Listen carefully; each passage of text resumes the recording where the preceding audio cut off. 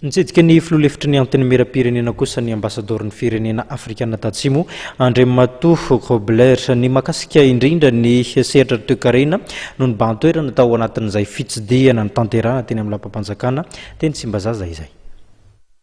Ny ohatra ny asasakadiny sy ny feona teo Andriamatoa Irma Naharmamy, filoha-hevitry ny antenimieram-pirenena sy Andriamatoa Gert Grobler izay mahasevoan'ny Afrika Atsimo eto Madagasikara. Ny lafiny ara-toe-karena no tena nibahana tao anatin'ny resaka raha araka ny nambaran'ny mahasevoan'ny Afrikana Tatsimo. Ny fanakalozana eo amin'ny Parlemanta Malagasy Afrikana Tatsimo izay dia nisan'ny voaresaka tao ihany koa ny fifandraisana ho mpiravavy ny tanàna Toamasina sy Durban no voaresaka betsaka indrindra amin'ny lafiny ara-toe-karena.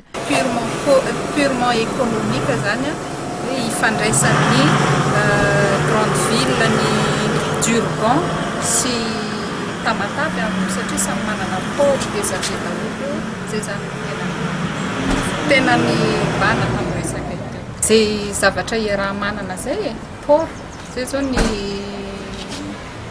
port ny chambre de commerce araky ny voalazany teo fa ny tombatomba anara-bola aloha zany mbola tsisy resaka fa hoe andao hiara-miasa andao hiaraka satria mitovy ny zava-misy na any aminay na eto amin'ny Nisy kosa nefa ny fampiresahan'ny rotota amin'ny fizotry ny toedra raha-pirenena amin'ny ankapobeny ankehitriny. Nambaran'ny mahasovo Afrikana Tatsimo eto amintsika fa miaino ny tompona andraikitra politika isan-sokajiny ry zareo amin'izao fotoana izao.